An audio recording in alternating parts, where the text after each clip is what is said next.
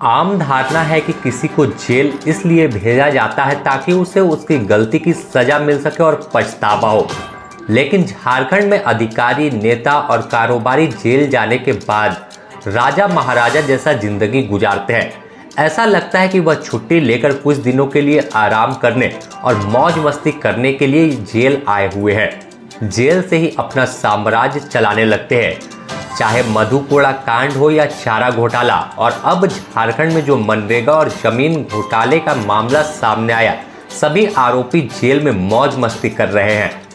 झारखंड के मक्कार और बेईमान अधिकारी और कारोबारी जेल में मौज मस्ती करते हुए दिख रहे हैं। जेल में बंद आईएएस अधिकारी और कारोबारियों ने मिलकर राज्य के गरीबों का पैसा लूटा। बाद में ईडी की जांच हुई और इन बेईमान अधिकारियों और कारोबारियों को जेल जाना पड़ा। जेल में कुछ दिन रहने के बाद बीमारी का बहाना बनाकर रिम्स पहुंच गए और फिर इनकी मौज मस्ती शुरू हो गई। दरअसल मनरेगा घोटाले और मनी लॉन्ड्रिंग के मामले में जेल में बंद निलंबित आईएएस अधिकारी पूजा सिंघल रिम्स में स्वास्थ्य लाभ ले रही है।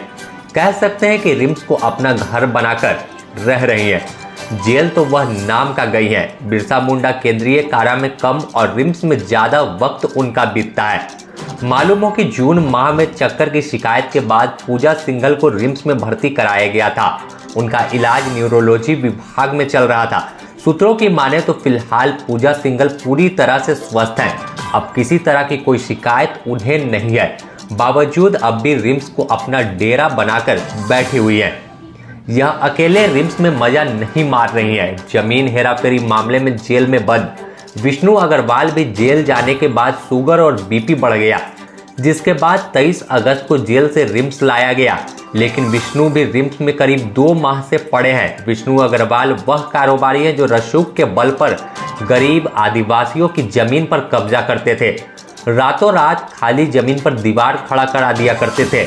लेकिन आखिर में बुराई का अंत होता है और इन साहब पर भी ईडी की नजर गई और जेल में भेज दिया। एक सवाल जेल प्रशासन पर भी खड़ा होता है, आखिर इन अधिकारियों और मक्कार कारोबारियों से ऐसा क्या लगाव है कि इन्हें एक वीवीआईपी ट्रीटमेंट दी जाती है? क्या आम कैदी की तो कई बार जेल में इलाज के अभाव में अस्पताल न पहुंचने से मौत हो जाती है, लेकिन जिस तरह से स्पेशल ट्रीटमेंट जेल में दिया जा रहा है, इससे साफ है कि जेल जाने के बाद भी इनका रसूख कम नहीं हुआ है। जेल में ही अपना साम्राज्य बनाकर बैठे हैं। यह झारखंड के जेल का कोई नया मामला नहीं है। अगर बात चारा घोटाला में दोषी करार दिए गए लालू प्रसाद यादव की करें तो लालू यादव को भी जेल भेजा गया था, लेकिन कुछ दिन बाद ही अपना स्वास्थ्य का हवाला देते हुए वह रिम्स पहुंच गए थे। लालू रिम्स में कार्यकर्ताओं से मुलाकात कर रहे थे। चाय की चुस्कियों पर गपबाजी चल रही थी। इसके अलावा मधुकोड़ा कांड जब हुआ तो देश में झारखंड का नाम सुर्खियों में आया। अब तक का सबसे बड़ा घोटाला बताया जाता है। और मधुकोड़ा को भी जब जेल जाना पड़ा था तो जेल जाते ही कोड़ा की भी तबीयत बिगड़ गई और उन्हें जेल से तुरंत रिम्स रेफर कर दिया गया। ऐसे देखें, जेल जाने के बाद भी बड़े लोगों को कोई दुख नहीं होता। उनका साथ एक वीआईपी ट्रीटमेंट दिया जाता है।